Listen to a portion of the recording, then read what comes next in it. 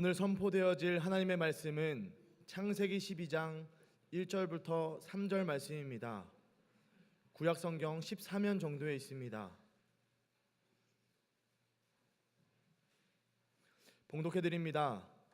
여호와께서 아브라함에게 이르시되 너는 너의 고향과 친척과 아비의 집을 떠나 내가 내게 보여줄 땅으로 가라. 내가 너로 큰 민족을 이루고 내게 복을 주어 내 이름을 창대하게 하리니 너는 복이 될지라. 너를 축복하는 자에게는 내가 복을 내리고 너를 저주하는 자에게는 내가 저주하리니 땅의 모든 족속이 너로 말미암아 복을 얻을 것이라 하신지라. 아멘. 이 시간 할렐루야 찬양대에 찬양이 있겠습니다.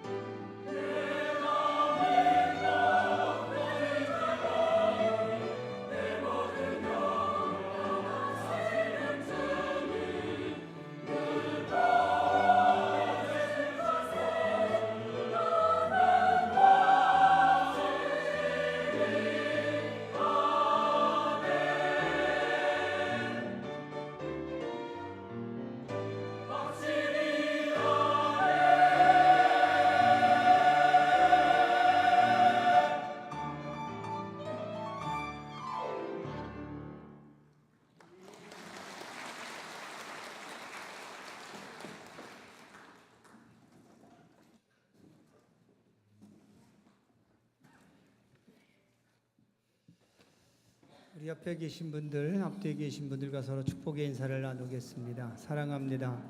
축복합니다.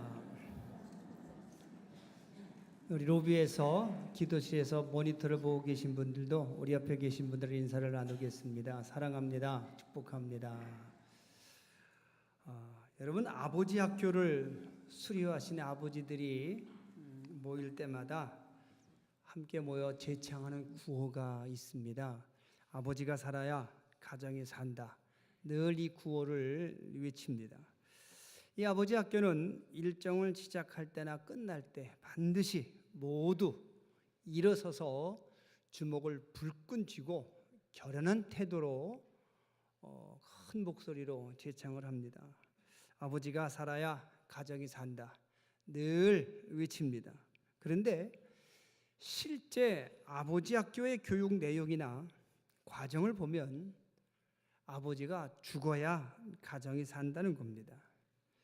그리고 4주 혹은 5주 가정을 마친 아버지들은 자기들이 가정에서 죽어야 가정이 평안해지고 가족들이 행복해진다는 것을 수긍하게 되고 인정하게 됩니다. 그러면서도 여전히 구호는 아버지가 살아야 가정이 산다고 외치고 있습니다. 분명히 외치는 구호하고 배우는 교육 내용이 서로 다릅니다. 하지만 아버지 학교에 입학해서 서로 이야기하고 또 시간 강사들의 강의를 듣다 보면 구호의 내용과 교육 내용이 왜 다른지를 서로 알고 깨닫게 됩니다. 죽어야 될 아버지는 과거에 남성 중심의 문화에서 만들어진 권위적인 가부장적인 아버지입니다. 그리고 살아야 될 아버지는 하나님께서 맡겨주신 아버지 역할이 무엇인지를 알고 그 역할을 제대로 감당하기 위해서 하나님 앞에서 다짐하고 결심하는 영적인 아버지입니다. 세상적인 아버지는 죽어야 되고 영적인 아버지로 살아야 가정이 산다는 것을 아버지 학교를 통해서 배우고 깨닫게 되는 겁니다. 여러분, 사람들의 문화가 만든 그 아버지는 죽어야 되고 하나님이 만드신 영적인 아버지로 살아야 가정이 산다는 사실을 분명히 기억하시기 바랍니다. 이제 아버지들이 왜 세상적으로는 죽어야 되고 영적으로는 살아야 가정이 살고 가족들이 행복해지는지 성경의 말씀을 근거로 해서 함께 생각해 보겠습니다. 여러분 아시는 것처럼 가정은 하나님께서 만드셨습니다. 사람끼리 서로 만나서 남편 되고 아내 된 것은 결코 아닙니다. 사람을 만드신 하나님께서 남자 혼자 사는 것이 좋지 않다고 생각하셔서 다시 여자를 만드십니다. 그리고 그 여자를 남자에게로 데려와서 너는 남편이 되고 너는 아내가 되어서 가정을 이루어 잘 살아라 이렇게 말씀하십니다. 가정을 만드신 하나님께서 행복한 가정 생활을 위해서 남편에게 명령하신 것이 있습니다. 바로 아내를 사랑하라는 명령입니다. 여러분, 사랑하라는 말은 남자들에게 남편의 권리를 주장하라는 말이 아닙니다. 남편으로서의 책임 혹은 의무를 다하라는 뜻입니다. 사랑에는 권리가 없는 겁니다. 사랑에는 의무만 있을 뿐입니다. 만약 사랑하는 사람에게 사랑의 권리를 요구하는 사람이 있다면 그 사람은 사랑하는 것이 아니라 집착하는 것이거나 의존하는 겁니다. 진정한 사랑은 권리를 주장하지 않습니다. 권리를 주장하는 것은 사랑이 아닙니다. 사랑은 헌신과 희생과 섬김을 의무로 여길 뿐입니다. 행복한 가정을 위해서 남편은 아내를 사랑해야 합니다. 이것이 하나님께서 남편들에게 명령하신 명령입니다. 그리고 바울은 에베소서에서 남편들이 아내들을 어떻게 사랑해야 되는지를 구체적인 예를 들어서 설명합니다. 에베소서 5장 25절의 말씀을 함께 읽으시기 바랍니다. 남편들아 아내 사랑하기를 그리스도께서 교회를 사랑하시고 그 교회를 위하여 자신을 주심같이 하라. 아멘. 예수님께서 교회 사랑하시듯 그렇게 아내를 사랑하라고 말씀합니다. 예수님께서 교회를 위해서 자신의 모든 것을 내어 주셨듯이 그렇게 아내를 사랑하라고 말씀합니다. 남편과 아내와의 관계가 마치 예수님과 교회와의 관계와 같아야 된다는 뜻입니다. 남편과 아버지 되시는 여러분, 아내를 사랑하는 것이 남편의 가장 큰 사명이며 삶의 목적이기도 하고, 또 아내를 위해서는 기꺼이 죽어야 하는 것이 남편의 책임과 의무라고 성경에 기록하고 있음을 기억하시기 바랍니다. 이렇게 말씀을 드리면 나이 드신 어르신들은 쉽게 받아들이려고 하지 않으십니다. 옛날부터 조상 때부터 배워오신 것들이 있기 때문입니다. 남자가 째째하게 집안일이 얽매이면 어떻게 밖에서 큰 일을 하겠느냐고 걱정하십니다. 자기 안에 떳떳들고 사는 남자들은 하나같이 못 나뉘고 팔불출이라고 걱정하실 겁니다. 그리고 실제로 우리나라 남자들은 옛날 삼국시대 때 백제와 신라가 황산벌에서 마지막 전투 앞두고 백제의 계백 장군이 자기의 아내와 자녀들을 자기 칼로 베고 전쟁터에 나간 것을 남자다움의 모델처럼 배워왔습니다. 하지만 여러분, 성경을 자세히 보시기 바랍니다. 아내를 사랑하는 사람은 밖에서 큰 일 못하게 되는 것이 절대로 아닙니다. 아내 사랑하는 사람은 못난이도 아니고 팔불출은 더더욱 아닌 겁니다. 에베소서 5장 28절의 말씀을 함께 읽으시기 바랍니다. 이와 같이 남편들도 자기 아내를 사랑하기를 자기 자신과 같이 할지니 자기 아내를 사랑하는 자는 자기를 사랑하는 것이라. 아멘. 자기 아내를 사랑하는 사람이 자기를 사랑하는 사람이라고 말씀합니다. 반대로 말씀드리면 자기 아내를 사랑하지 아니하고는 자기 자신도 사랑할 수 없다는 말씀입니다. 하나님께서 자기에게 주신 자기 삶을 사랑하고 자기 인생을 사랑하는 사람은 당연히 아내를 사랑해야 된다는 말씀입니다. 성경의 인물 가운데 다윗의 예를 들어보시기 바랍니다. 다윗의 첫 번째 부인은 사울 왕의 딸 미갈입니다. 하지만 사울 왕은 다윗을 사위로 맞이했지만 다윗이 백성들에게 자기보다 더 인기가 좋아지자 시기하고 미워해서 다윗을 죽이려고 합니다. 그리고 다윗에게 시집 보내었던 딸을 다시 뺏어다가 다른 사람에게로 시집 보내고 맙니다. 그렇게 다윗과 미갈은 결혼했음에도 불구하고 서로 사랑했음에도 불구하고 본인들의 의사와는 관계없이 헤어지게 됩니다. 시간이 흘렀습니다. 사울 왕이 죽고 아들 이스보셋이 이스라엘의 반쪽의 왕이 됩니다. 다윗은 나머지 반쪽 이스라엘 왕이 되어서 약 7년 6개월 동안 다스릴 때 사울의 아들 이스보셋을 배반하려는 아브넬이라는 장군이 다윗을 찾아와서 항복하겠다고 말합니다. 이제 이스보셋 배반하고 당신에게 충성하겠습니다. 이스보셋의 나라를 당신에게 바치겠습니다 라고 말한 겁니다. 그때 다윗은 그 아브넬에게 자기의 아내였던 첫 아내였던 미갈을 찾아서 데려오라고 요구합니다. 이때 이미 다윗에게는 6명의 아내가 있었고 각각 6명의 아들들이 있었던 시기입니다. 하지만 다윗은 자신이 가장 힘들고 어려웠을 때 도와주고 목숨까지 구해주고 자기를 사랑해준 첫 번째 아내 미갈을 잊지 않았던 겁니다. 다윗은 미갈을 데려다가 다시 아내로 맞이하고 그 후에 이스라엘을 통일하고 이스라엘 역사에 있어서 가장 위대한 왕이 됩니다. 여러분, 다윗뿐만이 아닙니다. 종교개혁자 마틴 루터는 카탈리나 본 포라와 결혼합니다. 그런데 이 결혼은 늘 그 당시에 굉장한 큰 물의를 일으켰습니다. 왜냐하면 마틴 루터는 신부였고 카탈리나는 수녀였기 때문입니다.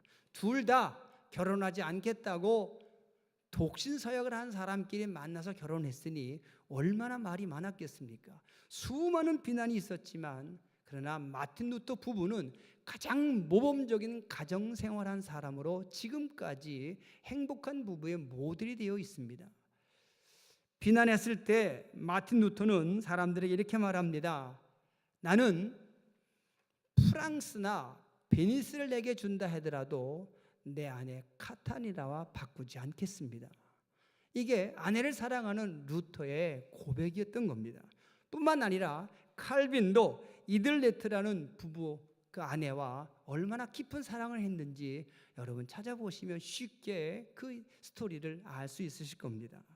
여러분, 우린 착각에서 벗어나야 합니다. 아내를 사랑하기 때문에 큰일 못하는 것은 절대로 아닙니다. 오히려 그 반대입니다.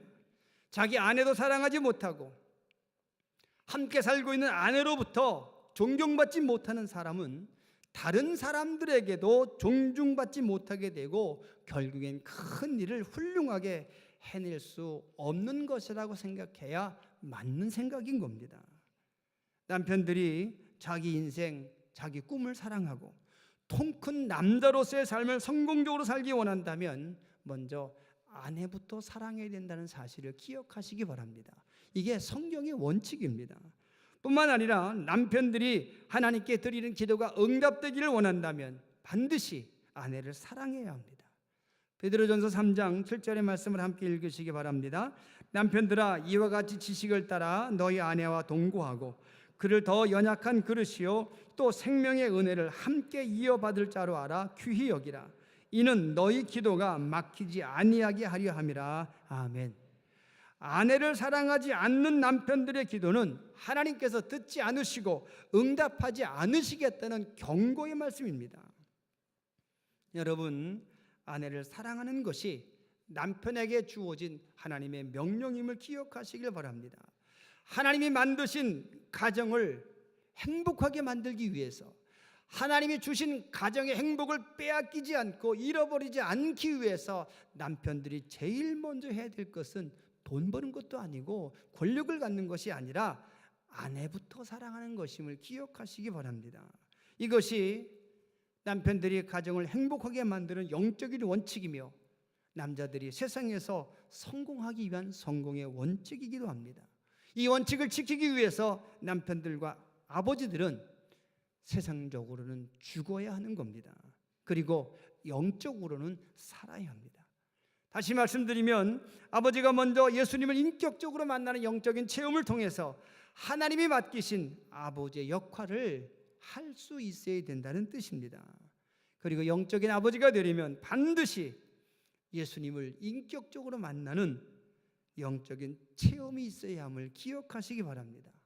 왜냐하면 조상 때부터 이어내려오는 남성유지 문화에서 만들어진 가부장적인 관습의 대물림을 한순간에 끊어야 하기 때문입니다. 대물림되어서 내려오는 잘못된 습관을 끊으려면 반드시 예수님을 인격적으로 만나는 영적 체험을 통해서 삶의 방식과 삶의 목표가 달라져야만 되는 겁니다. 행복과 성공에 대한 인식과 관점이 달라지고 성경적 개념의 성공과 행복이 무엇인지를 새로 알아야 된다는 뜻입니다. 수백 년, 수천 년 조상 대대로 이어내려오는 관습을 끊는다고 하는 것 결코 쉬운 일이 아닙니다. 사람의 의지와 노력만 가지고는 불가능합니다. 사람을 근본적으로 변화시키는 것은 오직 하나님과의 만남, 예수님과의 만남밖에 없음을 기억하시기 바랍니다. 구약 성경 예레미야 31장 29절과 30절의 말씀을 함께 읽으시기 바랍니다. 그때 그들이 다시는 이르기를 아비가 신포도를 먹었으므로 아들들의 이가 시다하지 아니하겠고 신포도를 먹는 자마다 그 이가 심같이 각기 자기 죄악으로만 죽으리라. 아멘. 그때가 되면 조상들의 죄 때문에 후손들이 죽게 되는 그러한 일이 없어질 것이라고 말씀합니다. 또 다른 말로 하면 그때가 되면 조상들로부터 내려오던 잘못된 대물림의 관습과 잘못된 문화가 끊어질 것이라는 뜻입니다. 그러면 여러분, 그때가 언제를 말하겠습니까? 예레미야 31장 전체를 묵상해 보시기 바랍니다. 예수님이 오시는 때를 말합니다. 내가 예수님 만나는 때를 말합니다. 내가 예수님 만나서 구원의 확신을 갖게 되는 때, 내가 예수님 만나서 하나님의 자녀 되었음을 깨닫고 감사하는 때, 내가 예수님 만나서 내게 영원한 생명이 약속되어 있음을 믿고 영원한 하늘나라를 소망하게 되었을 때 성령으로 내가 거듭났을 때를 말하는 겁니다. 그때가 되면 내가 변화되고 달라져서 나의 삶의 목적과 목표와 방향이 완전히 달라진다는 뜻입니다. 여러분, 예수님 만나기를 소원하시기 바랍니다. 하나님 만나기를 소원하셔서 하나님께서 이미 허락하신 가정의 행복을 누리며 살아가는 행복한 가정의 영적인 아버지들이 되시기를 바랍니다. 그러면 여러분, 이렇게 세상적으로는 죽고 영적으로 살게 된 아버지들에게 맡겨진 아버지의 역할이 무엇인지 함께 생각해 보시길 바랍니다. 첫째로 하나님께서는 아버지들에게 가정의 제사장의 역할을 하라고 말씀하십니다. 여러분, 아버지의 역할과 제사장의 역할 중에는 같은 역할이 있습니다. 하나님의 이름으로 복을 선포하는 역할입니다. 하나님께서는 아버지가 자기의 가족들에게 하나님의 이름으로 복을 선포하면 그 복은 하나님이 책임져 주신다고 약속하십니다. 마찬가지로 제사장이 하나님의 백성들에게 하나님의 이름으로 복을 선포하면 그 복 역시 하나님께서 책임져 주시겠다고 약속하셨습니다. 오늘 본문 창세기 12장 2절과 3절의 말씀을 함께 읽으시며 확인해 보시기 바랍니다. 내가 너로 큰 민족을 이루고 내게 복을 주어 내 이름을 창대하게 하리니 너는 복이 될지라. 너를 축복하는 자에게는 내가 복을 내리고 너를 저주하는 자에게는 내가 저주하리니 땅의 모든 족속이 너로 말미암아 복을 얻을 것이라 하신지라. 아멘. 이스라엘 민족의 아버지로 선택받은 아브라함이 하나님의 이름으로 복을 선포하면 선포된 그 복은 하나님께서 책임져 주시겠다고 말씀하십니다.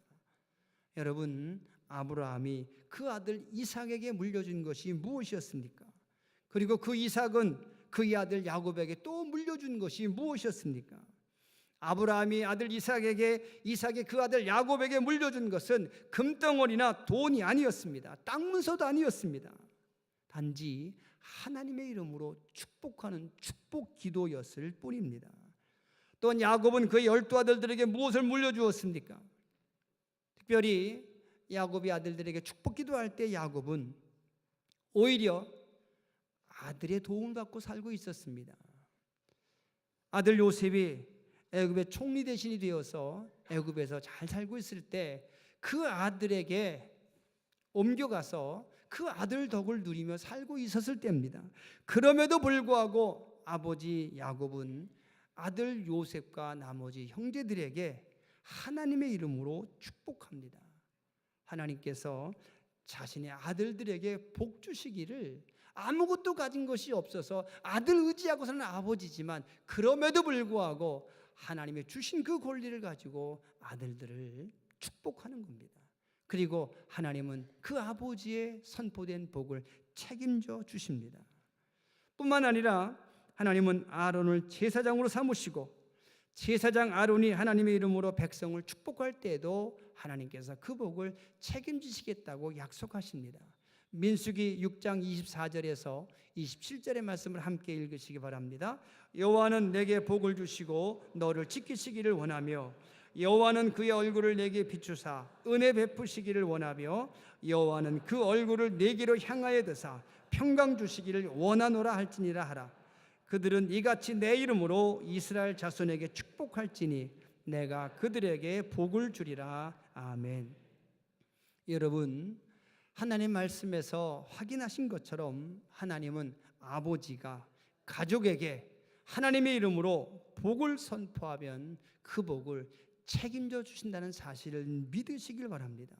제사장이 하나님의 이름으로 하나님의 사람들에게 복을 선포하면 하나님이 책임지시는 것처럼 가정의 제사장으로 역할을 받은 아버지들이 가족에게 복을 선포하면 하나님께서 틀림없이 그 선포된 복을 책임진다는 사실을 믿고 가족들에게 복을 선포하며 살아가는 영적인 제사장 아버지들이 되시기를 바랍니다. 두 번째로 하나님께서 아버지들에게 주신 역할은 교사 아버지입니다.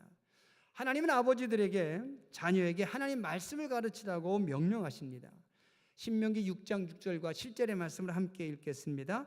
오늘 내가 내게 명하는 이 말씀을 너는 마음에 새기고 네 자녀에게 부지런히 가르치며 집에 앉았을 때에든지 길을 갈 때에든지 누워 있을 때에든지 일어날 때에든지 이 말씀을 강론할 것이며. 아멘. 여러분, 가정에서 아버지들은 반드시 가족에게 하나님의 말씀을 가르치는 교사가 되어야 합니다. 특별히 요즘처럼 지식의 수명이 짧아진 시대에는 더더욱 영원한 길과 진리와 생명 되시는 예수님과 그 말씀들을 가족들에게 가르쳐야만 합니다.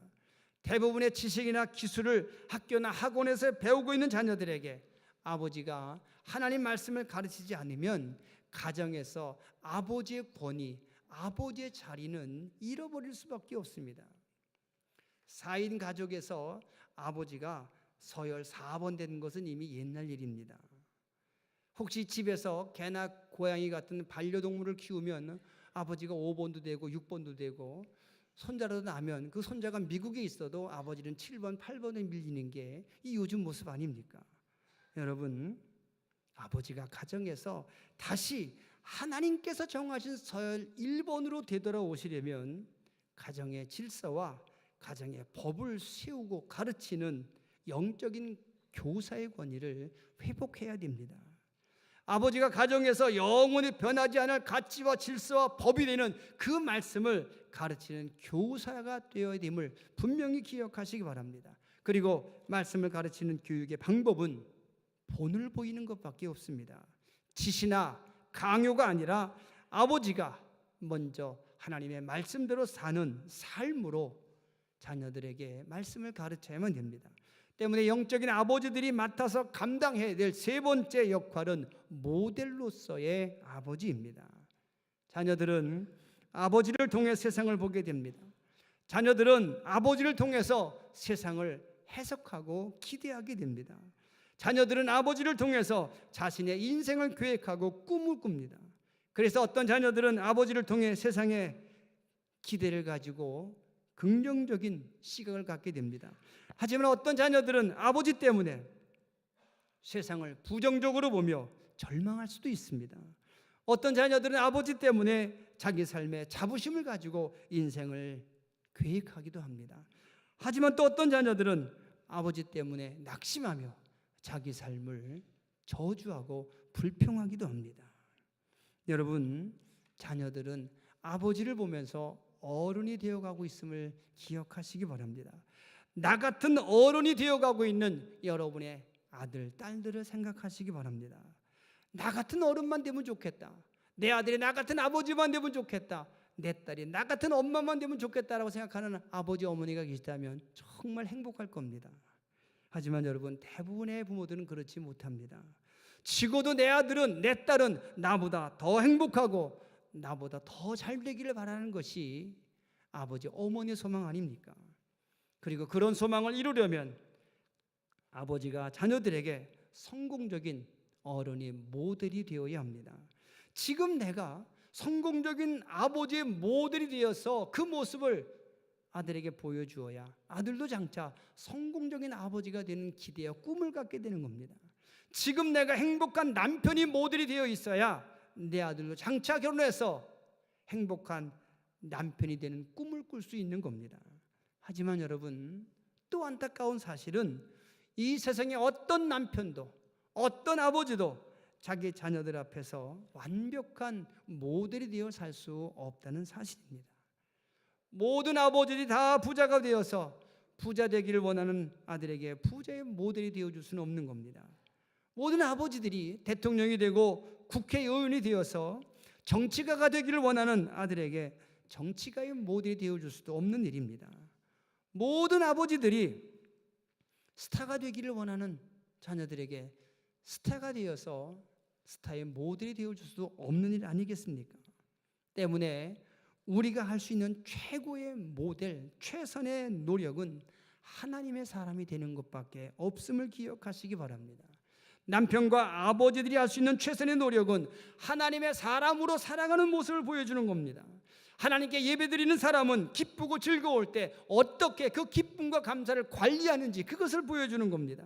예수님의 이름으로 기도하는 사람은 슬프고 괴롭고 고통스러울 때 그 슬픔과 고통을 어떻게 극복하는지 그 모습을 자녀들에게 보여주는 겁니다. 문제를 만났을 때 성령을 의지하는 사람들은 어떻게 그 문제를 해결해 나가는지 그 모습을 자녀들에게 보여주는 것이 최선의 노력이고 최고의 모델이 된다는 사실을 기억하시기 바랍니다. 사랑하는 남편 여러분, 사랑하는 아버지 여러분, 아버지가 살아야 가정이 삽니다. 하지만 세상적으로는 죽고 영적으로 살아야 가정이 평안해지고 가족들이 행복해진다는 사실을 믿으시기 바랍니다. 이제 가정에서 하나님의 이름으로 복을 선포하는 제사장 아버지들이 되시기를 바랍니다. 가정에서 하나님의 말씀을 가르치는 교사 아버지들이 되시기를 바랍니다. 가정에서 하나님의 사람은 어떻게 사는지를 보여주는 모델 아버지들이 되시기를 바랍니다. 그래서 하나님께서 이미 주신 가정의 행복을 빼앗기지 않고 잃어버리지 않고 누리며 살아가시기를 우리 주님의 이름으로 부탁을 드리겠습니다. 기도하겠습니다. 하나님, 우리에게 가정 주심을 감사합니다. 가정과 함께 이미 행복도 기쁨도 평안도 주셨음을 감사합니다. 우리가 어리석어서 우리가 잘못 생각해서 잃어버리고 있음을 깨닫게 하셔서 잃어버린 가정의 행복을 되찾게 하여 주옵소서. 우리 모두 영적인 아버지가 되게 하심으로 하나님이 맡기신 아버지 역할을 잘 감당함으로 우리로 인하여 가정이 행복해지고 가족들이 평안해지게 하여 주옵소서. 예수님 이름으로 감사하며 기도합니다. 아멘. 우리 모두 일어서셔서 봉헌 찬양 부르시며 드린 예물을 하나님께 봉헌하겠습니다.